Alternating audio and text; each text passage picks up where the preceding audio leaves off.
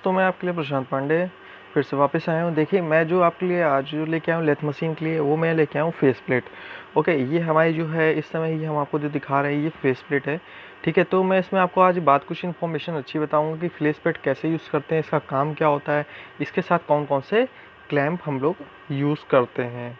Okay, तो अगर हम आपको ये पूरी जानकारी बताएंगे और आप पूरी जानकारी पढ़ लेंगे तो आपके लिए कोई भी क्वेश्चन ऐसा जो छूटे ना। और आपको मैं डिस्कशन बॉक्स में आपको क्वेश्चन में डाल दूंगा।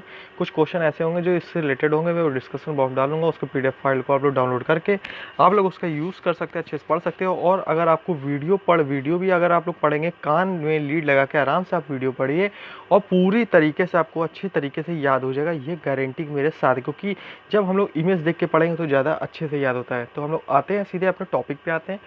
देखिए, जो हमारा ये फेस प्लेट है, ये फेस प्लेट आकृति इसकी कैसी होती है? आकृति आप देखिए तो इसकी गोलाकार आकृति होती है।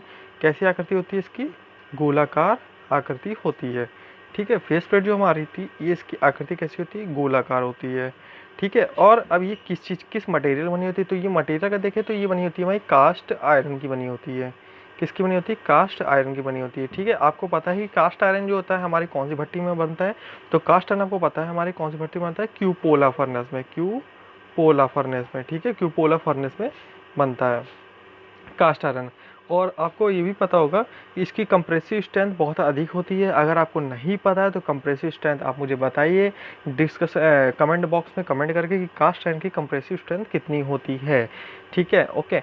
एंड मैं जो आपके लिए बता रहा हूँ कि ये जिसकी आकृति है गोलाकार है, कास्ट आयरन की बनी होती है। अब हम ये पढ़ते हैं कि इसका काम क्या होता है। फेस प्लेट का काम, फेस प्लेट का काम ये होता है कि अनियमित कौन से अनियमित आकार के जॉब पकड़ने के लिए। अनियमित आकार के जॉब का मतलब क्या होता है? आप लोग रट्टा मार लेते हैं अनियमित अनियमित अनियमित, ये क्या है? ये अनियमित आकार का मतलब ये होता है जो जिसकी आकृति अलग अलग हो, अलग अलग आकृति वाला जॉब, जिसकी आकृति अलग अलग हो। मतलब कहने का ये है कोई जॉब ऐसा है, ठीक है, कोई जॉब ऐसा है, ठीक है, तो अलग अलग आकृति क्या है? तो अलग अलग आकृति के जॉब पकड़ने करते हैं।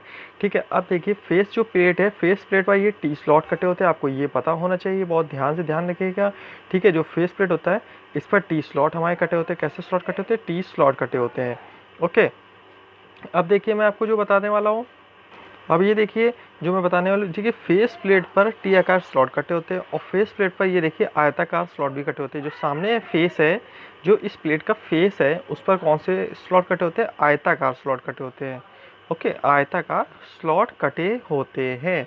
और फेस प्लेट के अगर मध्य भाग में देखिए तो देखिए चूड़ी बनी होती है। इस चूड़ी का क्यों बनी होती भाई? चूड़ी नहीं बनी होनी चाहिए। इस चूड़ी को इसलिए बनाते हैं क्योंकि जो हमारा लेथ मशीन का स्पेंडल होता है, स्पेंडल पर पकड़ने के लिए हम लोग क्या बनाते हैं? चूड़ी बनाते हैं। क्योंकि इस पर भी स्पेंडल बनाते हैं, दोनों की चूड़ियाँ एक समान, तो क्या हो जाएंगे? इस पर स्पेंडल हम इसको आराम से चढ़ा सकते हैं। ठीक है, ये हमारी आपको बतानी थी। अब हम लोग आते हैं कुछ क्लैंपिंग की बातें करने आते हैं।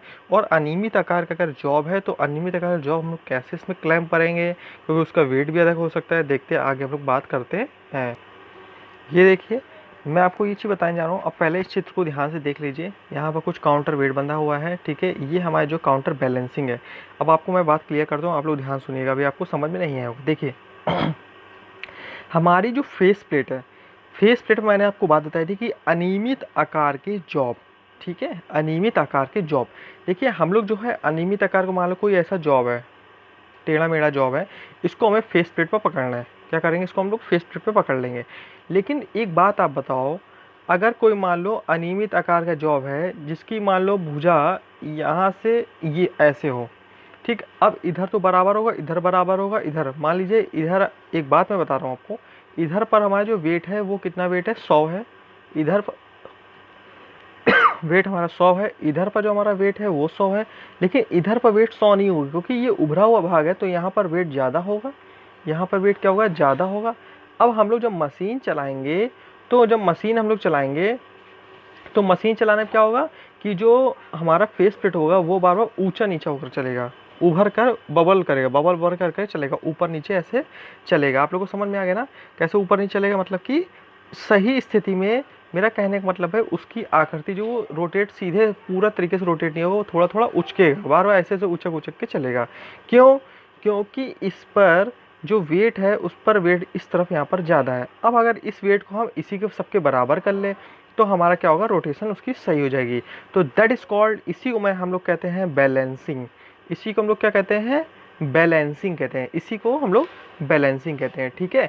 जो जब हमारा जॉब एंड जो हमारी फेस प्लेट है वो उसकी रोटेशन सही आकृति में होने लगे, गोलाकार सही आकृति होने लगे, उसी को हम लोग कहते हैं बैलेंसिंग, ठीक है।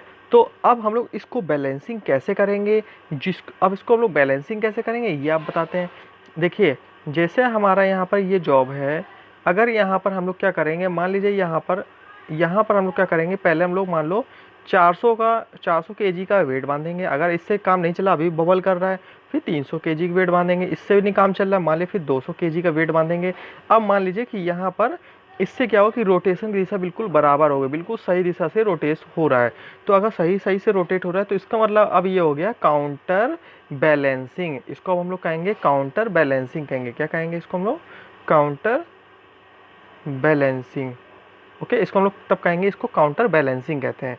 ओके, इतनी बात है, समझ आ गई। तो बैलेंसिंग क्या होता है और काउंटर बैलेंसिंग क्या होता है। तो जो हमारी, अब आप ये भी कह सकते हैं कि भैया ऐसा तो नहीं कि काउंटर बैलेंसिंग में हम सीधा, अगर आपने 500 400 300 पे लगा के आपने कहा कि 300 पे हो गया, हम सीधे नहीं 5 या 9 3 1200 का सीधे वेट लगा दें, ऐसा कुछ नहीं। देखिए, जो बैलेंसिंग 1200 का नहीं लगेगा, देखिए घट रहा है पहली बात तो।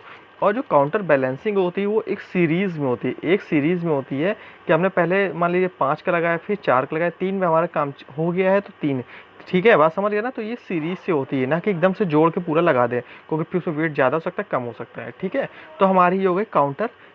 आगे की बात ये है, हमारी ये आती है कैच प्लेट। क्या है ये कैच प्लेट, देखिए ये जो हमारी कैच प्लेट है, ये कैच प्लेट हमारी जो है गोलाकार आकृति की होती है, ठीक है। ये भी बनी होती है कास्ट आयरन की, ये भी बनी होती है, ओके। एंड यहाँ पर आप देखिए इसके फेस पर ऊपर यहाँ पर यू स्लॉट कटा है, यू स्लॉट कटा है, और यहाँ नीचे देखिए तो अंडाकार स्लॉट कटा हुआ है, ठीक है। अंडाकार हमारा ये स्लॉट कटा है। तो इस पर जो हम लोग होता है, इस पर हम लोग कौन सा, हम लोग इस पर क्या करते हैं, इस पर जब जॉब सेंटर दो सेंटरों के बीच में होता है, तो इस पर हम लोग, तब इस पर हम लोग क्या करते हैं, ये जो बेंट टेल कैरियर है, इस बेंट टेल कैरियर की इसको हम लोग इसको फंसा देते हैं। बेंट टेल कैरियर की जो टेल होती है उसको हम लोग क्या कर देते हैं, फंसा देते हैं। मैं बात समझ गया कि नहीं।